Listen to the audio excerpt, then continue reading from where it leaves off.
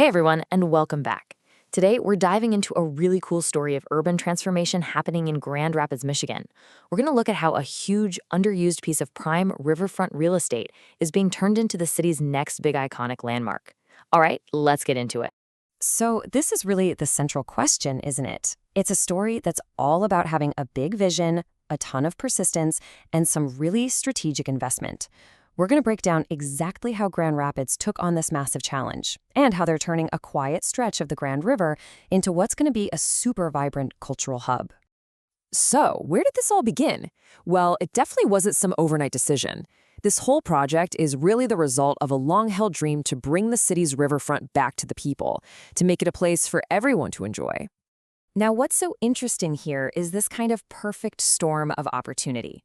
On one hand, you've got this huge 17-acre site. It used to be where they kept city vehicles, just sitting there, waiting for a new purpose. And at the exact same time, study after study kept saying the same thing. West Michigan was missing a big outdoor concert venue. It was a huge piece of the entertainment puzzle that just wasn't there. And this wasn't just some random idea that someone had one day. You can see here, this has been in the works for decades. It's been part of the city's DNA.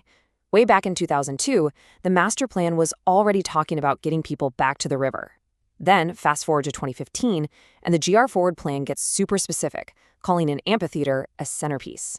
And then in 2017, the data sealed the deal, confirming that, yep, a 12,000-seat venue was exactly what the market needed.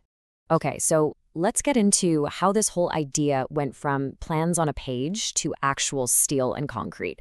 And, the journey wasn't a straight line. There were some false starts and different proposals before the vision we see today really took hold. This timeline really gives us a great snapshot of what's been happening lately. So after a really ambitious plan for housing and retail kind of fell through back in 2020, this community group called Grand Action 2.0 stepped up. They came in with this bold, super focused vision for an amphitheater. And from that point in 2021, man, things moved fast, leading to the groundbreaking in 2024 and a grand opening targeted for 2026. So what does a vision of this size actually cost?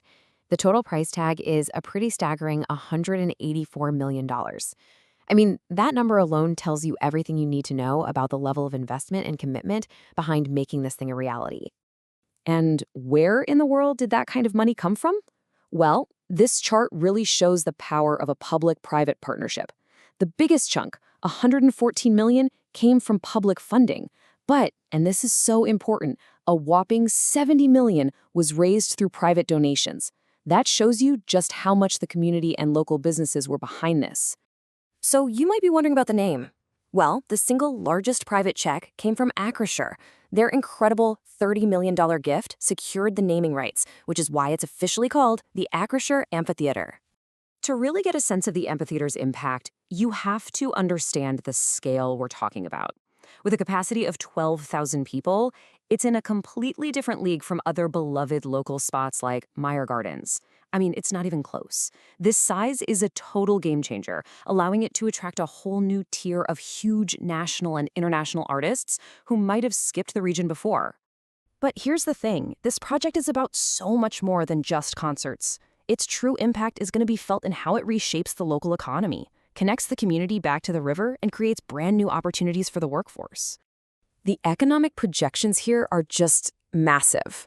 Over the next 30 years, the amphitheater is expected to bring in almost $876 million in new economic impact for the county. That's going to be driven by an estimated 300,000 visitors every year, and it'll support over $7 million in annual wages. Just huge numbers. And beyond those big numbers, there's a really important human story. This quote from Eric Brown at the Urban League just hits it perfectly.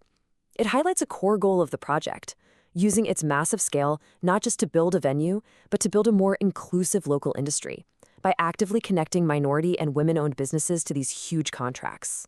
And the benefits for the community are things you can actually see and touch. The site is going to stitch together 60 miles of regional trails. It's going to create over 10 acres of new public parkland, and it's the anchor for a massive redevelopment that includes 1,700 new homes. And check this out, that focus on community even extends to the construction. They've already awarded nearly $9.5 million in contracts to diverse local businesses, totally blowing past their original goal. Okay, so the construction is moving along. What's it actually going to be like to go to a show here? Let's switch gears and look at the whole experience from the perspective of someone buying a ticket. All right, you're going to want to mark your calendars for this one. The grand opening is officially set for May 15th, 2026, and they are kicking things off in style with a performance by the one and only, the legendary Lionel Richie, who, pretty cool fact, also happens to be a brand ambassador for Acrisure. One of the biggest questions for any new venue is always, how do I get there? Well, this map just shows you how beautifully integrated the site is. It's totally designed to be walkable. The heart of downtown Grand Rapids is just a 10 or 15-minute stroll away, connecting the venue to all the city's great restaurants, bars, and hotels. And hey, if you are driving, this table should put any of those parking fears to rest. Within that same 15-minute walking bubble, there are over 18,500 parking spots available. That's across public lots, private lots, and on-street parking. So the bottom line is, the infrastructure is absolutely there. Once you get inside, you are going to have plenty of choices. You can get right up front with floor seats, you can enjoy the show from one of the 7,000 covered fixed seats, or you can just spread out a blanket on the massive 5,000 capacity lawn. Plus, there are premium options too, like suites and terraces, if you're looking for a different kind of night out. And that really brings us to our final thought. The Acrisure Amphitheater. It isn't an endpoint. Not at all. It's a catalyst. It's a launch pad. With this massive anchor now firmly in place, bringing a once-forgotten stretch of riverfront back to life, the real question becomes, what does this make possible for the future of the entire Grand River? And that's a question Grand Rapids is going to have a lot of fun answering for years to come.